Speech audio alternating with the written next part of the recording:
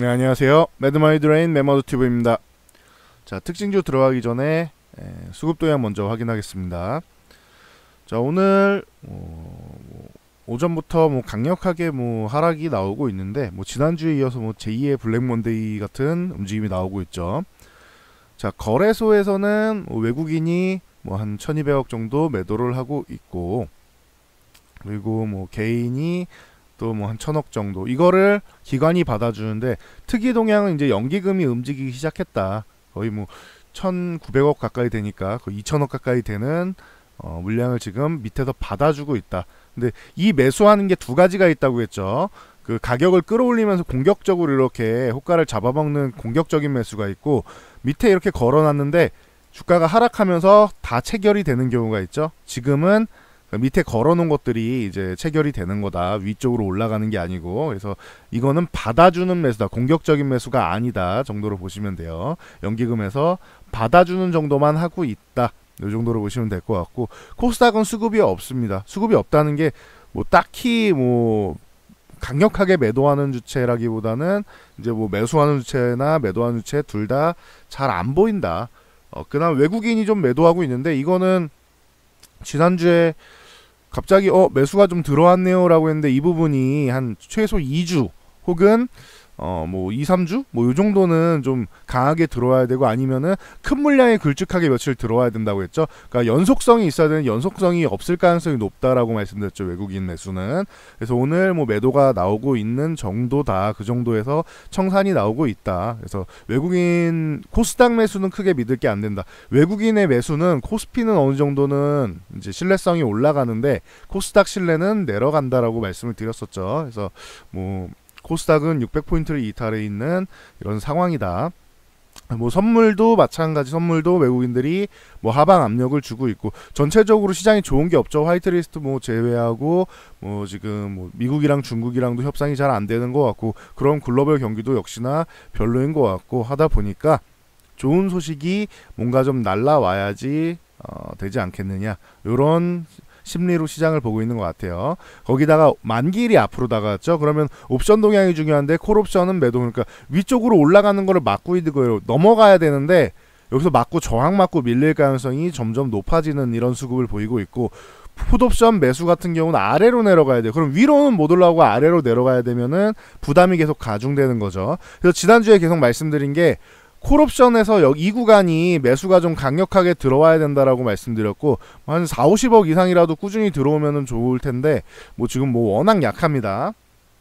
그리고 이제 풋옵션 같은 경우는 이제 청산이 나와야 된다. 풋옵션은 이게 매도가 나와야 된다고 했죠. 근데 매수만 잡히고 있죠. 풋옵션은 최소한 100억, 최소한 100억 이상, 200억 정도 나오면 좋고, 그렇게 해서 하방 포지션을 화끈하게 청산을 해야지 이제 반등이 나올 가능성이 높은데, 이 부분을 둘 다 안 갖추고 있죠. 안 나오고 있죠. 그러다 보니까 지수는 만기일 영향력도 하방향이다. 그래서 전체적으로 하방향이다라는 거를 알고 계시면은 될 것 같습니다. 이 수급이 바뀌어야 돼요. 옵션 수급이고 선물 수급이 바뀌어야 됩니다.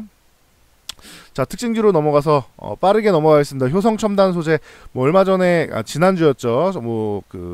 효성그룹 쪽은 전체적으로 이제 실적이 잘 나왔다라고 말씀드렸죠. 키움증권에서도 신규 추천 종목으로 편입했는데, 이 종목 같은 경우는 기존에 그거 드렸듯이 여기 중요해요. 여기 13만에서 13만 5천원 이 구간을 과거에도 계속 저항받고 밀려요. 돌파할 구간에서 돌파를 못하면 어떻게 된다? 급락이 나온다. 돌파할 자리 돌파 못하면 급락, 돌파 못하면은 여기는 한번 살짝 밀렸다가 그 다음에 결국은 급락이 또 나오죠. 이런 상황입니다. 효성첨단 소재는 13만에서 13만 5천원 사이 이 구간을 강력하게 돌파해서 안착해줘야지 더 갈 수 있다. 이렇게 보시면 됩니다. 자, SK네트워크스 같은 경우도 지난주에 실적 오전주로 이렇게 말씀을 드렸었죠. 여기에 호실적하고 웅진코이에 대한 인수 기대감까지 붙어서 지금 중요한 구간이라고 말씀드렸던 5,300원을 넘어가지고 있습니다. 거래량도 괜찮고요. 지금 이날 거래량이 워낙 강해서 그러지, 전체적인 부분을 봤을 때 오늘 거래량은 괜찮은 수준이다. 이 기준 양봉과 비슷하다. 그래서 5,300원 위쪽에 안착하면은 이탈만 안 5,300원 안착해서 이탈하지 않으면은 위쪽으로 다시 한번 방향을 볼 수 있지 않겠느냐 보시면 될 것 같습니다. 자, 금호석유는 좀 반대예요. 이게 뭐 실적이 나쁘진 않았는데 3분기에 이제 원재료 가격 상승 부담으로 이제 목표가를 좀 낮춰 잡았습니다. NH투자증권에서. 근데 10만 원에서 9만 원으로 내린 거란 말이에요. 목표가를. 지금 가격은 뭐 7만 원 중반이면은 위쪽으로 한 20% 정도는 상승 가능성은 있네요. 요거는 참고하시면 될 것 같습니다. 목표가를 하향 조정했는데 아직 뭐 현재 구간에서는 20% 정도 위쪽이다라는 거. 그러니까 뭐 하방 압력이 청산이 되면은 그때 보시면 되겠죠. 21선 뭐 가파르게 내려올 테니까 저걸 뭐 올라탄 다음에 보던지 하시면 되겠죠.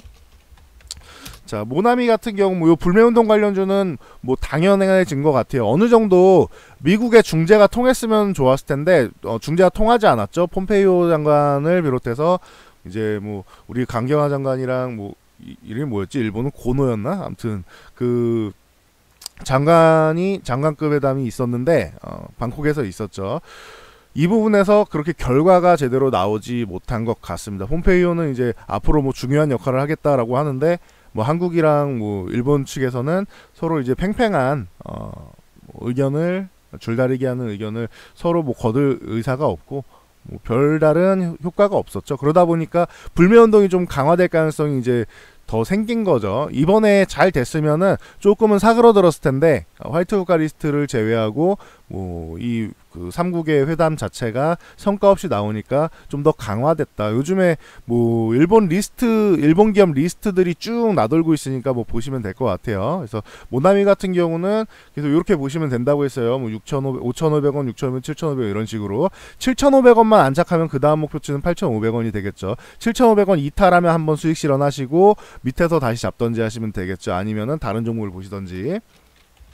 신성통상 이 종목이 그동안 좀 약했는데 그쵸, 약했죠. 근데 1450원 여기 안착해줘야 되고 1550원을 넘어가면은 또 다른 시세를 볼 수 있지 않을까 싶습니다 라고 했는데 오늘 지난주에 여기 안착을 해줬고 1450원 안착해줬고 1550원은 갭으로 돌파했어요. 그래서 상한가에 들어왔습니다. 그동안 좀 상대적으로 좀 약했던 모습 이런 모습을 보였는데 오늘은 뭐 상한가 들어가면서 좀 울분을 토해내는 이런 모습입니다. 나도 강하다 이런 걸 보여주고 있죠. 참고하시면 될 것 같고 하이트진로홀딩스 우선주 이렇게 세 종목이 대장이다라고 말씀드렸는데 하이트진로홀딩스도 우선주도 마찬가지예요.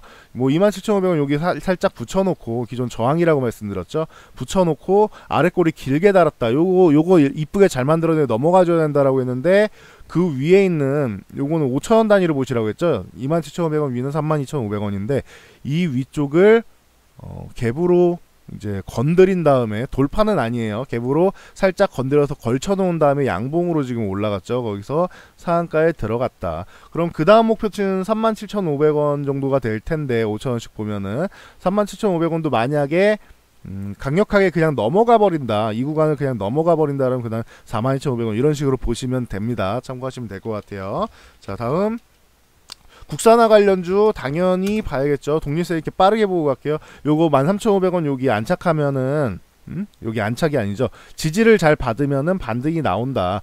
그리고 지지를 꼭 받아야 되는 상황이다. 거기다가 21선 이렇게 살짝 저항받아 이걸 넘어가줘야 된다. 오늘 갭으로 걸쳐서 양봉으로 뽑아주는 좀 전에 화이트진로홀딩스 우선주도 마찬가지였죠. 저항 구간을 갭으로 걸쳐 놓은 다음에 양봉으로 돌파를 시도가 나오고 있다. 16,000원 여기 크게 의미 있는 구간 아니고 17,500원까지 요 17,000원 위쪽 17,000원에서 17,500원 사이 요 구간을 돌파해 줘야 된다. 그래서 17,500원까지 안착을 하면 추가적인 상승이 나올 가능성은 언제든지 있다. 참고하시면 될 것 같고요. SK머티리얼즈 이 종목은 계속 18만원 걸린다라고 말씀드렸죠. 돌파 시도 강력하게 나왔는데 밀리고 여기도 한 번 더 나왔는데 밀리고 여기를 넘어가줘야 못 넘어가면은 지금 요거는 고점을 이렇게 낮추는 상황이 되죠. 그럼 지금 19만원도 넘어서 20만원도 넘어가 줘야 되는 상황이 됐습니다. 18만원 안착해주고 오늘 그리고 나서 20만원을 넘어가줘야 좀 더 강해지지 않을까 싶습니다. 기존에 뭐 이 구간에서 좀 저항을 받았기 때문에 20만원을 넘어가 주는 게 관건이다. 일단은 18만원 오늘 안착하고 보자고요.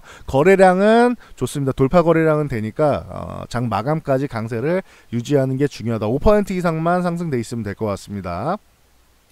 자, 다음 후성 같은 경우도 요 만원대 여기 구간에서 항상 의미를 좀 둔다라고 했는데 후성은 20에선 살짝 아래쪽으로 해서 갭이 조금 약했어요. 조금만 더 셌으면 좋았을 텐데 갭이 조금 약했어요. 요게 좀 아쉬운데 일단 10,000원 한번 건드리고는 있습니다. 요거 오늘 만약에 돌파 못하더라도 오늘 하면 좋고, 오늘 10,000원 언저리까지 붙여놓고 내일 갭으로 나오면 제일 좋고, 만약에 오늘 못하더라도 내일 갭으로 넘어가면은 아주 뭐 좋지 않겠느냐. 요즘에 유행하는 건 이렇게 저항 구간에 뭐 10,000원 전후로 이렇게 붙여놓고 다음날 갭으로 넘어가면 이게 아주 강해지는 경우가 많이 있으니까 참고하시고요.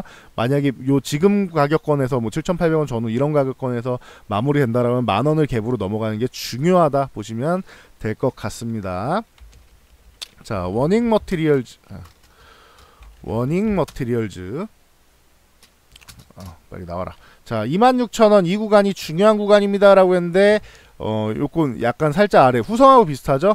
저항이 있으면은 저항 구간에 갭을 걸쳐놓고 넘어가면은 좀 더 강하다라고 말씀드렸는데 그 정도는 아니어도 살짝 밑에다 놓고 받쳐놓고 이렇게 양봉을 뽑아내줬다. 그리고 나서 윗꼬리 이 종목들은 이렇게 돼 있는 종목들은 전체적으로 돌파해놓고 몸통을 중간에다가 저항 걸쳐놓고 윗꼬리를 살짝 단 게 특징이다. 그러면은 이 저항이었던 26,000원 이탈만 안하고 유지만 잘해주면은 또 다른 시세를, 새로운 시세를 볼 수 있는 거죠. 이제는 참고하시면 될 것 같아요. 절대 이탈하면 안 된다. 26,000원 이탈하면은 정리해야 된다. 한 번 정도는 참고하시면 될 것 같고요. 분할 매도로 보시면 되겠죠.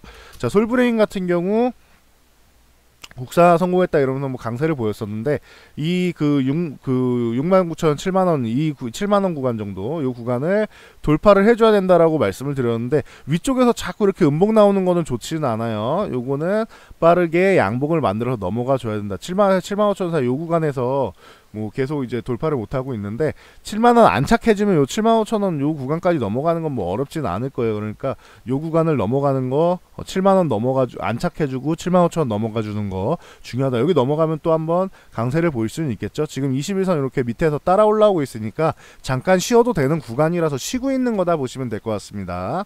다음 DNF.